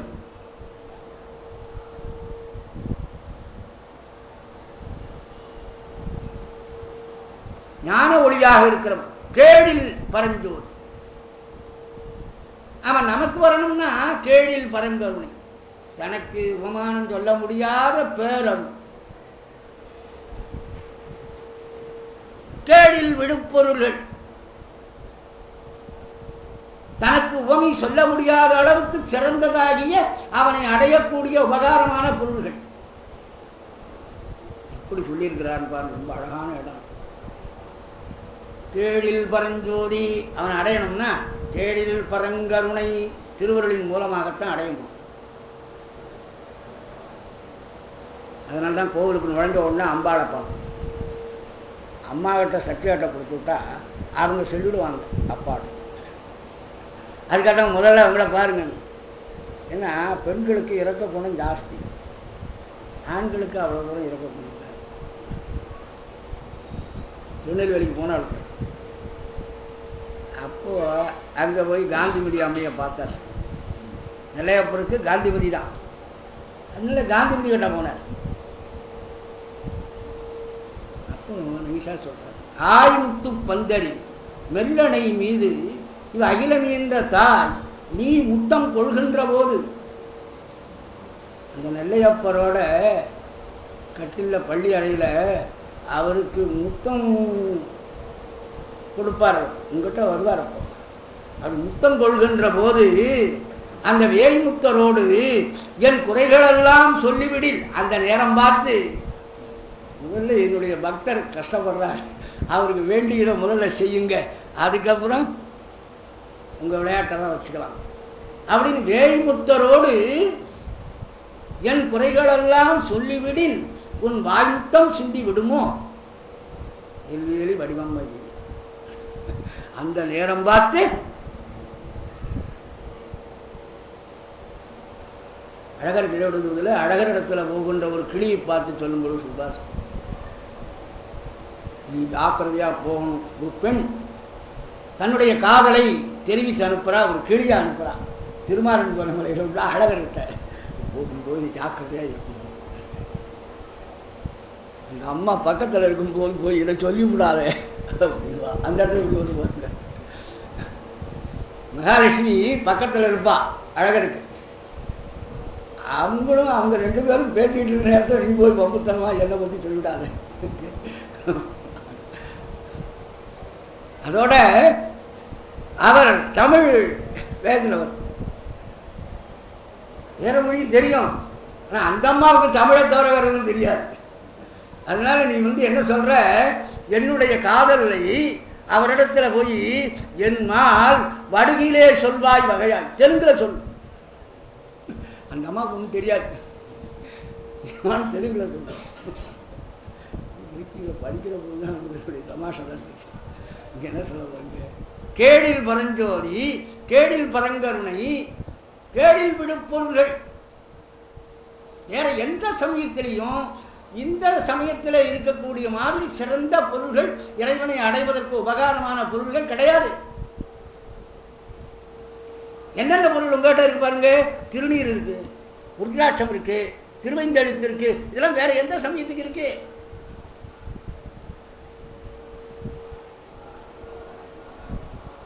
சரியை, கிரியை, யோகம், ஞானம் இதெல்லாம் தான் விழுப்பொருள்கள், சிறந்த பொருள்கள். இந்த சரிகிரிய யோகனான வழியில திருநீரு, உருத்ராக்கம், திருவைந்தெழுத்து முதலிய சாதனங்களை, இந்த விழுப்பொருள்களை பற்றி சென்றால் சக்தியை அடையலாம், கேடில் பரங்கருணையை பெறலாம். பரங்கருணையின் மூலமாக கேடில் பரஞ்சோதியை அடையலாம். சாதன முறை என்ன, சாத்திய முறை என்ன பாருங்க. சாதன முறைன்னா கேடில் விழுப்பொருள்கள், அதை முதல்ல சொல்லணும். அந்த விழுப்பொருள்களின் மூலமாக சரிகிரிய யோக ஞானங்கள், திருநீரு, உருத்ராக்கம், திருவைந்தெழுத்து முதலாகிய சாதனங்களின் மூலமாக, அந்த விழுப்பொருள்களின் மூலமாக பரங்கருணையாகிய மகாசக்தியை துணையாக கொண்டு கேடில் பரஞ்சோதியாகிய சிவபெருமானை அடையும். இது ஏன் இப்படி மாத்தனா? இது முதல்ல கேடில் பரஞ்சோதின்னு சொல்லி தலைகீழ வர்றதுக்குண்ணா முதல்ல மனுஷனுக்கு என்ன கிடைக்கும் தான் கேட்பான். முதல்ல இதை பற்றி இங்கே வந்து உட்காந்தா கூட இங்கே போய் உட்கார்றதுனால என்ன பிரயோஜனம்? மனுஷனுடைய இயல்பு எந்த காரியத்தை செய்தாலும் முதல்ல என்ன பிரயோஜனம்னு கேட்பான். அதுக்காகத்தான் பயனை முதல்ல சொல்லிட்டார். அப்புறம் அந்த பயனை பெறுகின்ற வழியை பின்னால் சொல்றார். வழியை முதல்ல சொல்லாமல் பயனை சொல்லி உனக்கு இன்னது கிடைக்கும் பாருன்னா, அது வேணும்னா என்ன செய்யணும் தெரியுமா? பையனுக்கு சொல்கிற போது என்ன சொல்லணும்? காலேஜுக்கு போடா, பயிடா, நல்ல ஷர்ட்டு பேண்டெல்லாம் ஜோராக போடணும், விமானத்தில் போகணும், இதெல்லாம் ஆசை இருக்குல்ல, இருக்குப்பா அப்படின்னா இன்ஜினியரிங் படி கஷ்டப்பட்டு படிக்கணும். அப்புறம் தான் சொல்கிறான். ஏன்னா அந்த பயனை முதல்ல சொல்லி அவனுக்கு ஆசையை உண்டாக்கிட்டா, அந்த பயனை பெற வேண்டும் என்றால் இன்னென்னதெல்லாம் செய்யணும். இது ஒன்று வேறு வழி இல்லை, செஞ்சுதான் ஆகும். இதுதான் இங்கே இருக்கிற மாதிரி. அப்போ முதல்ல கேடில் பரஞ்சோதி, அந்த பரம்பொருளாகிய வேறுவழி பிழம்பாக இருக்கக்கூடிய இந்த சிவபெருமானை நீ அடைய வேண்டுமானால் அதற்கு உனக்கு உதவி செய்கிறது பரங்கருணை, திருவருள் தான். அந்த திருவருளை நீ பெற வேண்டும் என்றால் கேடில் விழுப்பொருள், இந்த சாதனங்களை எல்லாம் நீ பற்றி ஒழுக வேண்டும். பூதி சாதன ஒழுக்கம் அப்படின்பார் பெரிய புராணத்தில் சொல்லும்போது. பூதி சாதன ஒழுக்கம், திருநீரிடுதல் என்பது சாதன ஒழுக்கம், சிவபெருமானை அடைவதற்கு சாதனமாக இருக்கிறது. இதையெல்லாம் பற்றி நாங்கள் பாடுறோம். என்ன பண்ணா, எப்படி போனா சிவபெருமானை பெற முடியும் என்று நாங்கள் பாடிக்கொண்டிருக்கிறோமே, உன் காதல விடலையா? கேடில் பரஞ்சோதி, கேடில் பரங்கருணை, கேடில் விழுப்பொருள்கள் பாடினோம் கேட்டிலையோ. கேட்க நீங்க கடைசியில் இந்த பாட்டை நீங்க ஒப்பிக்கணும்.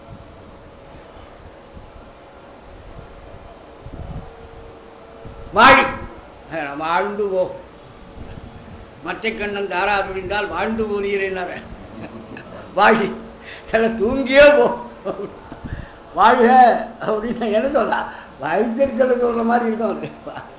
அது இவ்வளவு பேர் கோவிலுக்கு சத்தம் போட்டுது, பறவைகள்லாம் சத்தம் போடுது. அடுத்தபடி கோவிலில் பூஜைக்கு ஆரம்பமெல்லாம் பண்ணிட்டாங்க, நாதஸ்வரம் ஒலிக்கிறது, சங்குகள் ஒலிக்கிறது. அதுவும் போல நாங்கள் இத்தனை பேர் வந்து வாசலில் வந்து கற்றுக்கிட்டு இருக்கோம். இன்னமும் தூங்குறைய வாழி, இதென்ன உறக்கமோ, என்ன தூக்கம், இன்னும் அப்பேற்பட்ட தூக்கம். வாழி இதென்ன உறக்கமோ, வாழ்கிறவாய் தூங்கிட்டே கண்ணை முடிக்கிட்டே சில பேர் பதில் சொல்லுவாங்க. உங்களுக்கு வேற வேலை இல்லையா, உங்களுடைய எல்லாரும் அப்படின்னு தூக்கத்திலேயே ஏதாவது சொல்லுவாங்க. இன்னும் சில பேர் என்ன பண்ணுவாங்க, டக்குன்னு போர்வை இழுத்து போதிக்கிட்டு சுருட்டுப்பாங்க, வடக்கு காரை சுருட்டிட்டு படுத்துக்கிறது. திரும்ப இந்த பக்கம் பெறட்டுனா அந்த பக்கம் சுருட்டி படுத்துக்கிறது. இன்னும் அழுத்தமாக படுக்க ஆரம்பிச்சுவாங்க. அது நம்ம அம்பா போச்சு எழுந்திருக்கு, பாதி எழுந்திருக்குன்னு நினைச்சா இன்னும் அதிகமாக அழுத்தமாக படுக்க ஆரம்பிச்சு போத்திக்கிட்டு அப்படின்னு. வாழ்கிறவா வாயை கூட திறந்து ஒரு வார்த்தை சொல்லக்கூடாது, அது எழுந்திருக்க வேண்டாம். வரவங்களுக்கு ஏதாவது வார்த்தை சொல்லாம இல்லையா? வாயிரவாய். ஒருவேளை திருமாலிடத்தில் உனக்கு பக்தி உண்டாகி போச்சோ அப்படின்னு. ஆழியான் அன்புடைமை ஆமாறு இவ்வாறு. ஆழியான்னா கடல், அருட்கடலாகிய சிவபெருமான் மேலே இருக்கின்ற உன்னுடைய அன்புடைமை ஆமாறு இவ்வாறு. அது கடைசியில் தூக்கத்தில் போய் முடிந்து விட்டா, நீ சிவபெருமானிடத்தில் ரொம்ப அன்புடையவள் அன்புடையவள் என்று சொல்லி கொண்டு இருந்தாயே, இந்த அன்புடைமை கடைசியில் தூக்கத்தில் போய் முடிஞ்சிருக்கிறது. அன்புடையவளாக இருந்தால் சிவனை தேடி வருகின்றவர்கள் எல்லாம் வந்திருக்கிற பொழுது நீ எழுந்து ஓடி வர வேண்டும் அல்லவா? அந்த அன்புடைமை தூக்கத்திலா போய் முடியணும்? அன்புடைமை ஆமாறும் இவ்வாறோ. இதுக்கு இன்னொரு பொருள். ஆழியான் சக்கரத்தை உடையவனாகிய திருமால், அந்த திருமாலிடத்திலே நீ அனுபவிப்பது. திருமால் சிவனுடைய அடியார் இல்லையா? இடவமாயிருந்து சிவபெருமானை தாங்கியவர். அப்ப சிவனையும் சிவனடியார்களிடத்திலேயும் விருப்பம் வைக்கிற மாதிரி சிவனடியாராகிய திருமாலிடத்தில் நீ பக்தி வச்சியே, அது கடைசியில் தூக்கத்தில் வந்து முடிஞ்சு போச்சான்னு அவர் தூங்கிட்டு இருக்கார்கள் திருப்பார்கடல்ல. ஆழியான அன்புடைமை ஆமாறு இவ்வாறோ. அது இப்படி வந்துவிட்டா அவருடைய பக்தியை நீ பின்பற்றி இருக்கலாமே, தூக்கத்தை பின்பற்ற வேண்டாமே. அவருடைய பக்தி கண்ணையே தாமரை என்று நினைத்து இறைவனுக்கு சார்த்தினார் இல்லையா திருவள்ளுவரில். அப்புறம் தானே சக்கரம் வாங்கிட்டார் சிவருமான் சேர்ந்து. அதான் ஆழியான் என்று சக்கரத்தை உடையவனார். அவருடைய அன்பென்ன? சக்கரத்தை பெறுவதற்காக தன் கண்ணையே தாமரை மலர் என்று கருதி இறைவனுக்கு அர்ப்பணம் பண்ணார். நேத்திரார்ப்பணேஸ்வர் தானே திருவள்ளுவரை சுவாமிக்கு பேர். ஆழியான் அன்புடைமை, அந்த திருமாலிடத்திலே நீ வைத்திருக்கின்ற அன்பு இருக்கிறது, அந்த அன்புடைமை ஆமாறு இவ்வாறு. இப்படி போவானே, அந்த திருமாலுடைய பக்தியை நீ பின்பற்றலாமே, அதை விட தூக்கத்தை பின்பற்றி விட்டாயே. ஊழி முதல்வனாய் நின்ற ஒருவனையே ஏழை பங்காளனையே ஆடும் ஏவோ. சரி, இன்னமும் போட்டோம், தூக்கி துடைச்சி விட்ட. அப்புறம் ரொம்ப நயமாக மெதுவாக சொல்கிறாங்க. ஊழி முதல்வனாய் உலகமெல்லாம் அழிந்த ஊழி காலத்திலே தான் ஒருவனே தனியனாக இருக்கக்கூடியவன். அந்த மாதிரி முன்னால் ஒருவன் முதல் சூத்திர கருத்தை சொல்லி இங்கே சர்வசங்கார காலத்தில் இறைவன் ஒருவனை தனி முதலாக இருக்கக்கூடியவன். அப்படிப்பட்ட ஒப்பற்றவனாகிய அந்த பெருமானை ஏழை பங்காளனையே பாடையிலோர். ஒரு பெண்ணினுடைய பங்கை ஆழ்வன். இந்த அர்த்தம். ஏழை பங்காளன்னா ஏழையை தன் பாகத்திலே வைத்து ஆழ்வகன் ஒரு அர்த்தம். ஏழை பங்கை ஆழ்வன், ஒரு பெண்ணினுடைய பங்கை ஆழ்வன். இறைவனுக்கு உருவம் கிடையாது, மாதேவி தான் உருவம். அதனால இறைவனுடைய இடது பாகத்தில் மாதேவி இருக்கிறான்னு சொல்றது தப்பு. அவளுடைய வலது பாகத்தில் இவர் குடியிருக்கிறார். மாமியார் விட்டு சொத்து, அதில் சில பேர் சாப்பிட்டு இருப்போம். அடிக்கடி சொல்லி காமிப்போம், என் பணத்துக்கு ஆசைப்பட்டுதானே என்னை கல்யாணம் பண்ணிருக்கீங்க. இதுவும் உமாதேவியினுடைய தான் உருவமே. இறைவனுக்கு உருவம் கொடுக்கிறவள் உமாதேவி தான். சக்தி தான் வடிவு, வரும் வடிவெல்லாம் சக்தி. அதுவே வடிவம்னா அது சக்தியினுடைய தான். உமாதேவியினுடைய வலது பாகத்தில் சிவருமான் இருக்கிறார். ஏழையினுடைய பங்கை ஆளும். என்ன, ஒரு பெண்ணினுடைய வீட்டில் குடியிருக்கிறவன் அவனுக்கு பெண்களை பற்றி நல்லா தெரியும். மாமியார் வீட்டில் இருக்கிற மாப்பிள்ளைக்கு எல்லாம் தெரிஞ்சிருக்கணும்ல. அடங்கி ஒடுங்கி கம்னு இருப்பான், வேறு வழி இல்லை. அவனுக்கு பெண்களை பற்றி தெரியும். நீ இந்த மாதிரி தூங்கிருக்கியே, என்ன போல ஒரு பெண்ணினுடைய சொந்தக்காரன். அப்படி சொன்னால் என்ன அர்த்தம்? உன் விஷயம் அந்த பெண்ணுக்கு தெரிஞ்சால் பரிகாசத்துக்கு கடமாயிடும். ஒரு பெண் தன்னுடைய குறையை இன்னொரு பெண் தெரிந்து கொள்ளும்படி. ஆண்களை பற்றி கவலை இல்லை. ஆண்கள் ஆடவர்கள் கல்லூரியில் பெண்களும் ஆண்களும் கலந்து படிக்கிற கல்லூரி நான் வேலை செய்கிற இடத்துல இல்லை. மதியம் சொல்லுவான் என்கிட்ட வந்து, நீங்கள் என்ன தொட்டுங்க, அந்த மாணவிகள் இருக்கிற போது தொட்டாதீங்க, என்ன வேணாலும் பண்ணுங்க சார், அவங்க எதிர்க்க.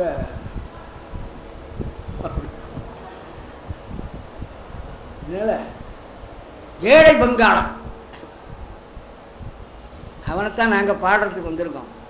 நீயும் எங்களோடு சேர்ந்து அவனை பாடுகின்றபடினாலே தன் புருஷனை பாடினா அவளுக்கு மகிழ்ச்சி உண்டாகும். அதனால உனக்கு நல்லது. சொல்கிற மாதிரி நயமாக அவளை திருப்பி மாதேவியை ஒரு பாகத்திலே உடையவனாகிய சிவபெருமானை பாடு. பாட்டை பண்ணுங்க.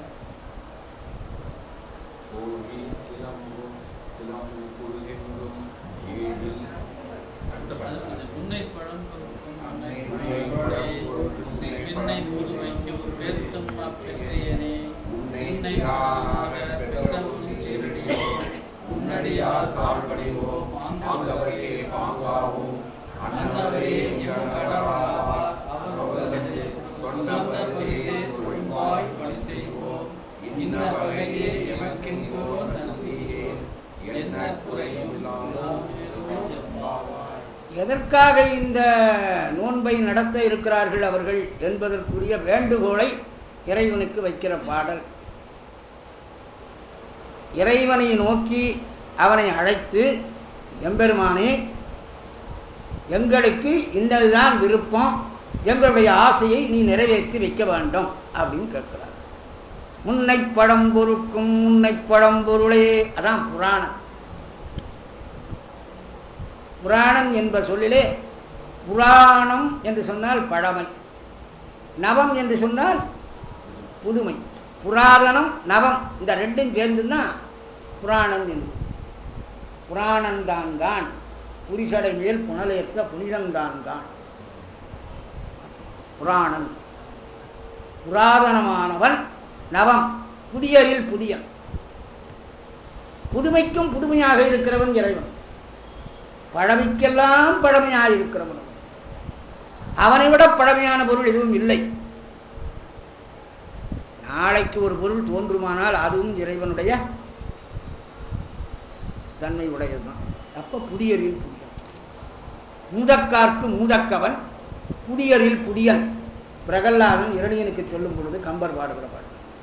முன்னை பழம்பொருக்கும் முன்னை பழம், பின்னை புதுமைக்கும் பேர்த்தும பற்றியன். பின்னாலும் ஒரு புதுமை. இன்னைக்கு ஒரு செல்போன் வந்திருக்குன்னு சொன்னால், இன்னைக்கு எலக்ட்ரானிக்கில் புதுசாக கண்டுபிடிக்கிறான்னு சொன்னால், இந்த கண்டுபிடிப்புக்கும் பின்னாலே வரக்கூடிய புதுமையான பொருளுக்கும் புதுமையாக இருக்கிறவன் இன்னமும் அவன் கண்டுபிடித்தவர்கள் யாரும் இல்லை. இதெல்லாம் கூட கண்டுபிடிச்சிட்டாங்க. இதெல்லாம் கண்டுபிடிச்சுட்டதுனால அவனையும் கண்டுபிடிச்சிருவாங்கன்னு சில பேர் சொல்கிறாங்க. கடவுளையும் கண்டுபிடிச்சிருவாங்க நம்ம ஆளுங்க. அதுக்கிட்ட போக முடியாது. பெரிய விஞ்ஞானிகள் சொல்லும் பொழுது கடவுளினுடைய ஆற்றல் அளப்பரியது. சந்திரனில் போய் கால் வச்ச உடனே முதல்ல அவர் சொன்னது என்ன, ஆம்ஸ்ட்ராங் அதுதான் சொன்னார். கடவுளுடைய விசித்திரம் நம்மால் உணர முடியாது. இன்னை புதுமைக்கும் பேர்த்தும் அப்பெற்றி, புதுமைக்கும் புதுமையாக இருக்கிறவன். இப்படிப்பட்ட உன்னை பிரானாக பெற்ற என் சீரடியே, உனக்கு மேல பழைய ஆளும் கிடையாது, உன்னை விட புதிய ஆளும் கிடையாது. மாடானுக்கு மாடன், ஓல்டுக்கு ஓல்டு. பழமைக்கு ரொம்ப பழமை, ரொம்ப ஆச்சாரமாக இருக்கிறவங்க சில இடங்களில் பார்க்கலாம். ஆச்சாரமாக இருப்பார். அதனால் ஆபீஸுக்கு போகும்போது இன்னும் பக்கா மாடனாக இருக்கும். சில பேர் அப்படி கிடையாது. சுப்ரீம் கோர்ட்டில் ஜட்ஜாக இருந்தார் சீனிவாசன். அவர் என்ன பண்ணார் தெரியுமா? அவர் அங்கந்த குடுமி, அந்த பஞ்சகட்சம், அதுமாரி கோட்டு அதோடு தான் போவார். சில பேர் இருக்காங்க வீட்டில் வந்தால் பழமையாக இருப்பாங்க, ஆச்சார முறையில் அதுக்கெல்லாம் இருப்பாங்க. ஆஃபீஸில் போகிறபோது அதுக்கு தகுந்தபடி பல பேரோட பழகிற போது அவங்களுக்கு சௌகரியமாக அவங்கள விட மாடானா ட்ரெஸ் பண்ணுவாங்க. அதுதான் சொல்கிறார். சிவபெருமான் எந்த இடத்துக்கு வரணுமோ அந்த இடத்துக்கு ஏற்றபடி தன்னை மாற்றிக்கொள்ளக்கூடும். தான் இப்படித்தான் இருப்பேன்னு சொல்கிறேன் இல்லையா? மண் சுமக்கிறதுக்கு கூலியான்னு வரும்பொழுது அவர் தலையெல்லாம் முதலி ஜடையெல்லாம் எடுத்துவிட்டு அது இருந்த பிறைச்சந்திரனெல்லாம் அண்ணன் தூக்கி போட்டுவிட்டு கங்கையெல்லாம் கொஞ்சம் நாளைக்கு அப்புறம் வச்சுக்குவான். தூக்கி வச்சுக்கிட்டு தானே வந்தார். தலையில் மண் கூடை கவுத்துக்கிட்டு தான் வரார். அது தகுந்தபடி வேஷம் போடுவார். எந்த இடத்துக்கு போகிறோமோ அந்த இடத்துக்கு தகுந்தபடி வேஷம். ஒரே ஒரு துணியை கட்டிக்கிட்டு அவனுக்கு நான் என்ன இடத்துக்கு ஒரு கோவணம் வச்சிருக்கிறது, இன்னொன்று இந்த பிச்சில் இருக்குது, இங்கே இதை பத்திரமா வச்சுன்னு தர்றதுன்னா எனக்கு ரொம்ப தொந்தரவாக போகணும். இவருக்கு ஆடை இல்லாதவர் அவர் ஏறாவமாக இருக்கு. ஆனாலும் அந்த இடத்துல வேஷம் போட்டால் அதுக்கு தகுந்தபடி தான் வருவார். அது முன்னை பழம்பொருளுக்கும் முன்னை பழம்பொருள், பின்னை புதுமைக்கும் பேர்த்தும் பற்றியன், அதை விட புதுமையான தன்மையை உடையவன். அப்படிப்பட்ட உன்னை பிரானாக பெற்ற உன் சீரடியோம். எங்களுக்கு என்ன குறை? என்னோட படித்தான் ஒருத்தன் பரமேஸ்வரன், மிலிட்ரியில் பெரிய மேஜர் ஜெனரலாக இருந்து ரிட்டையர்டான்.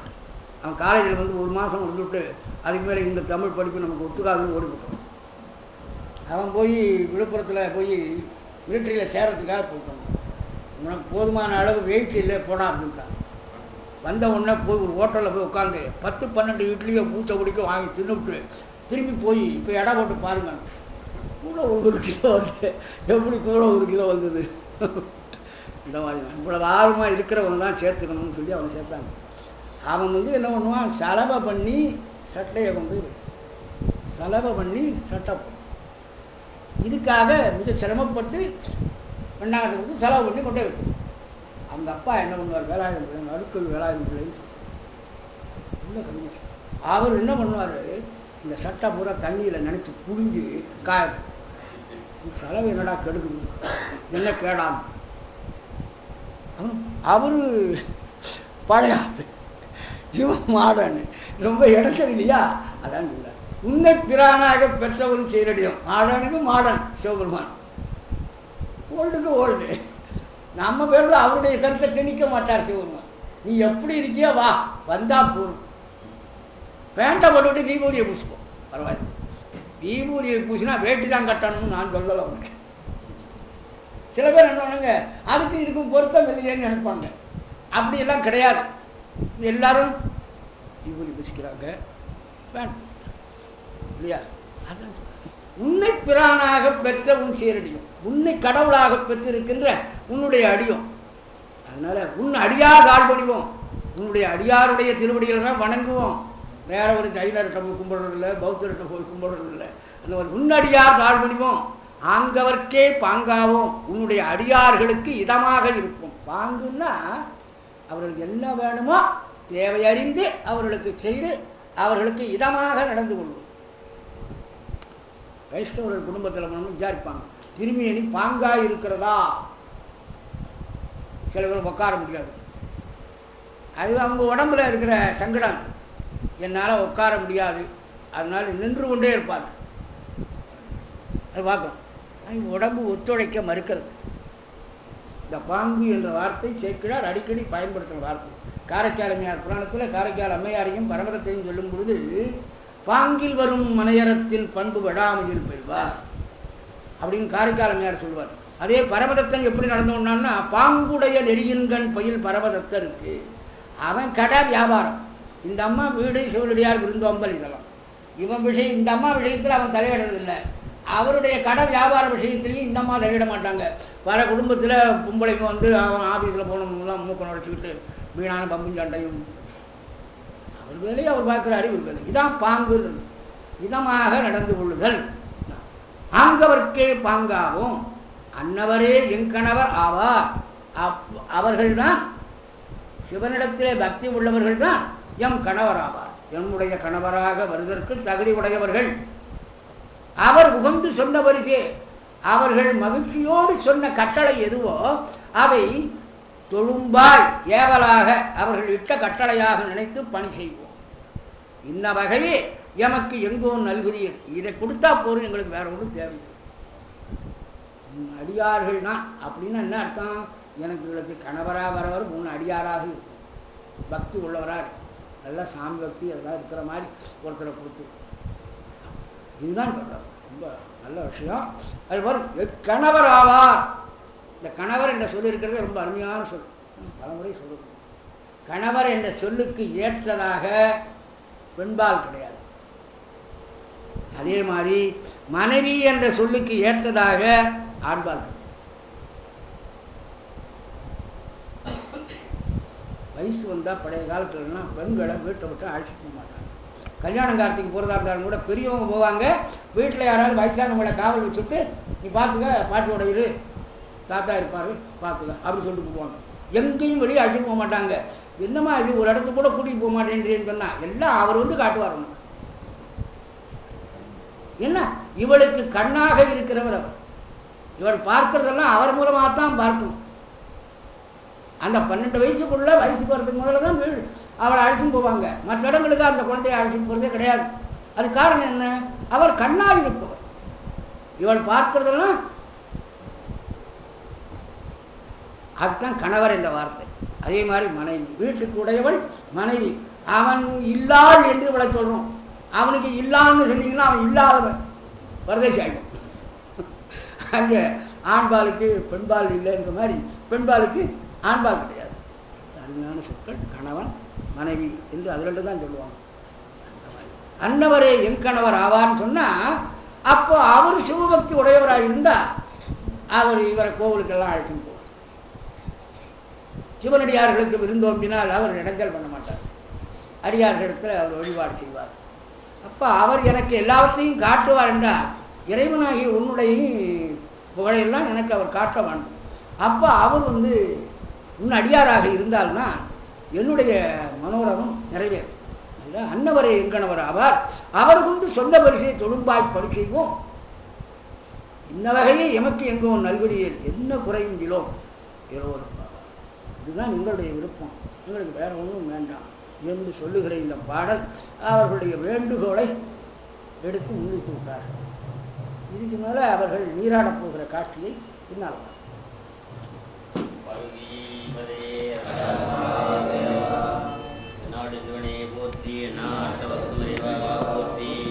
அண்ணாமலை மன்னா போற்றி கண்ணார முதற்கடை